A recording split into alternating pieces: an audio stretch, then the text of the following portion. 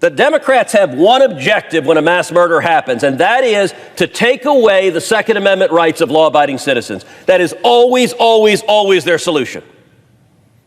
Never mind that it doesn't work. Never mind that it doesn't stop violent crime. Never mind that if you look at the jurisdictions across the country with the strictest gun control laws, almost every single one of them consistently has among the highest crime rates and murder rates.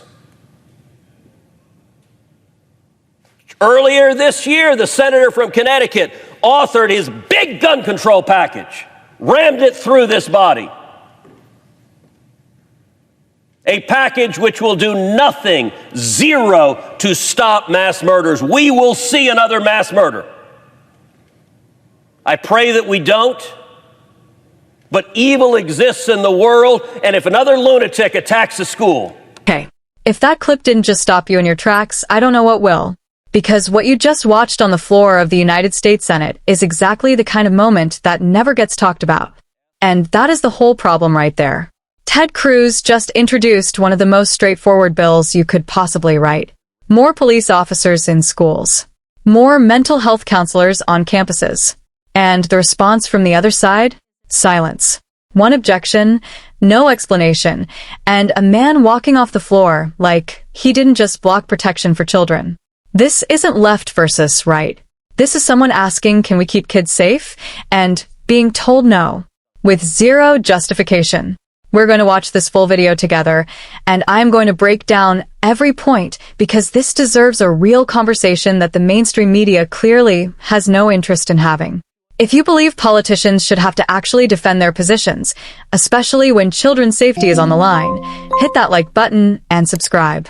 Let's get into it. Madam President. Senator from Texas. As if in legislative session, I ask unanimous consent that the Senate proceed to the immediate consideration of S. 4845, which is at the desk. Further, that the bill be considered read a third time and passed, and that the motion to reconsider be considered made and laid upon the table. Is there objection? Madam President.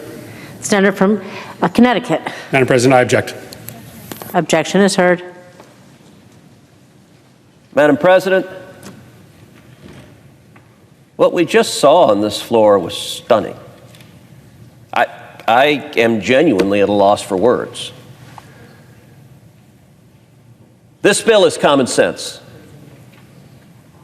There is not a constituent in Texas or Nevada or Connecticut who, if you asked, would it be a good thing to have more police officers keeping our kids safe, wouldn't say, of course it would. There's not a constituent of ours who, if you asked, would it be a good thing to have more mental health counselors on campus to stop people from committing crimes, would say, of course it would. I was informed a few days ago that when I was going to seek unanimous consent, the senator from Connecticut was going to object. Now, the senator from Connecticut styles himself the leading advocate of gun control in the U.S. Senate. I was asked by reporters, why are the Democrats objecting to this? And I'll tell you what I told reporters. I have no idea. They haven't said. They haven't told me why they object to it. And so I was genuinely looking forward to seeing the senator from Connecticut's remarks. I was sitting here waiting to see, why do you oppose more police officers to keep our kids safe? Why do you oppose mental health counselors in schools? I've been in the Senate 10 years. The senator from Connecticut and I were elected at the same time.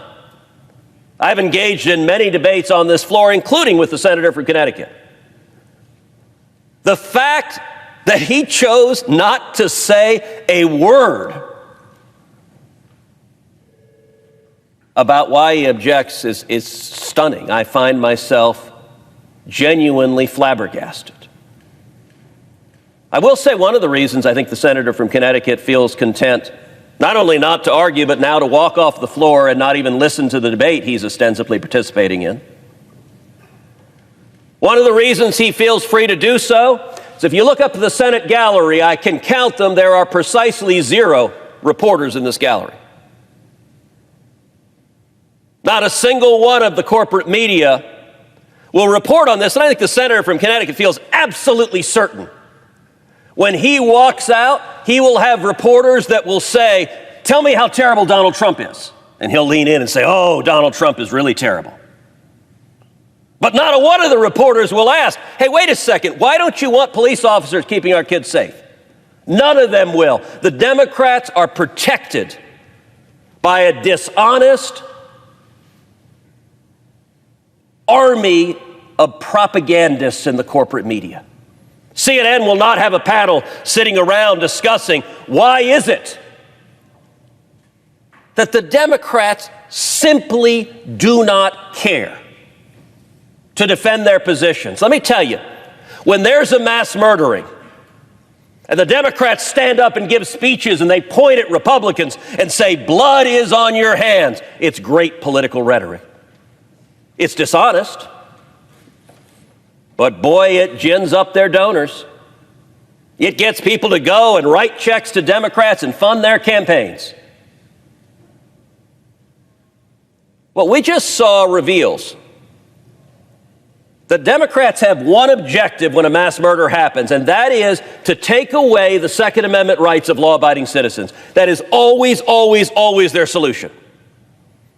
Never mind that it doesn't work. Never mind that it doesn't stop violent crime. Never mind that if you look at the jurisdictions across the country with the strictest gun control laws, almost every single one of them consistently has among the highest crime rates and murder rates.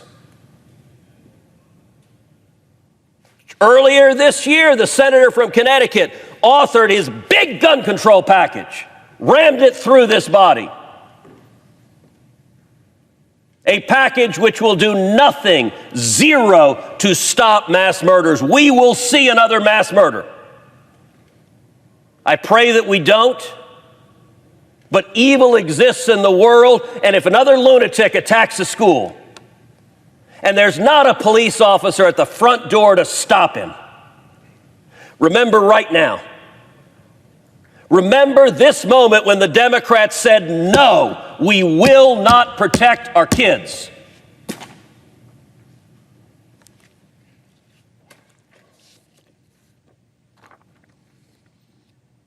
There are lots of arguments the senator from Connecticut could have made.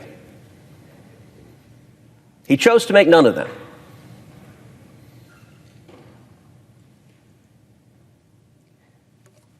If he does not like how the money in this bill is specifically spent, I'm now going to propound a second unanimous consent bill. There are right now $135 billion in unspent COVID relief funds to schools. Under the rules the Democrats have put in place, those funds cannot be spent on school security. The second bill that I'm going to ask this body to pass is a bill that is very simple. It's one page. It says schools can spend some of that $135 billion on school security. Okay. They can decide what to spend it on. But if they decide they want to hire an additional police officer, they can spend the money on that. If they decide they want to enhance the physical security of their campus to make their students safer, they can spend it on that. They can invest in school security. Right now, the Democrats have blocked them from doing this. These are funds Congress has already appropriated that haven't been spent. And this bill is unbelievably simple. It says the schools can choose to invest in school security. Therefore, Madam President, as if in legislative session, I ask unanimous consent that the Committee on Health, Education, Labor, and Pensions be discharged from further consideration of S.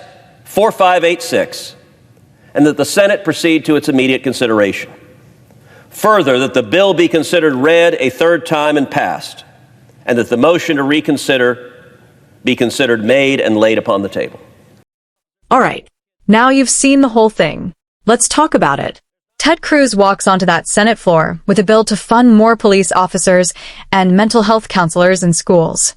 Ask literally anyone, your neighbor, your coworker, your family member on the opposite end of the political spectrum, should schools have better security and mental health support? The answer is yes. Every time. This is not a partisan question. It is a human one. And it got blocked. Immediately. Without a single word of explanation. Cruz makes a point that I think is the most important thing in this entire video, and it's the one that will get the least coverage. He looks up at the Senate gallery and counts 0 reporters. None. And he says the senator from Connecticut felt completely comfortable walking off that floor because he knew no one was watching.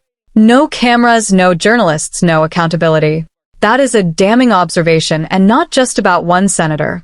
It's about an entire media system that decides in advance which stories are worth telling. Because think about it. If a Republican had blocked a school safety bill with no explanation, that would be the headline. The panel discussion. The breaking news alert. But when it goes the other way, nothing. Cruz names that directly, and he is right to do so. Now on the gun control point, Cruz is not dismissing the horror of mass shootings. What he's saying is that the proposed solutions don't match the problem. When you actually look at cities and states with the most restrictive gun laws and compare their crime rates, the argument that stricter gun control alone solves violent crime does not hold up. That is not a political opinion. It is an observable pattern that deserves honest discussion instead of being shouted down. And then he says something that really got me. When a mass shooting happens, the only answer being offered is to remove Second Amendment rights from law-abiding citizens. And the cynical part is that it works as politics. It drives donations. It fires up the base. But it does not put a single police officer at a single school door. Cruz is saying your rhetoric is costing children their safety, and you know it. That is a serious accusation. The fact that it went completely unanswered makes it more serious, not less. The second bill he introduces, honestly, makes this even worse. It requires no new spending. Not one new dollar. There is $135 billion in COVID relief funds already sitting in schools, already allocated, and current rules say those funds cannot be spent on school security. Cruz's second bill is 1 page. It says schools can choose to use some of that money to keep students safer. That's the whole bill. What is the argument against that? Because if you are blocking schools from voluntarily spending money that is already theirs on their own security, you owe everyone an explanation. The senator from Connecticut gave none. He just walked away. Here's my overall take. Regardless of where you stand politically, what happened on that floor should bother you. Democracy depends on elected officials being willing to defend their positions. What we saw was someone use the power to block legislation and then refuse to justify it to anyone. Cruz stood at that podium and called it out clearly and with legitimate moral authority on this one. Those kids deserve better than silence. And so do the voters. If this video made you think, share it. Because it is definitely not going to get shared through mainstream channels. I'll see you in the next one.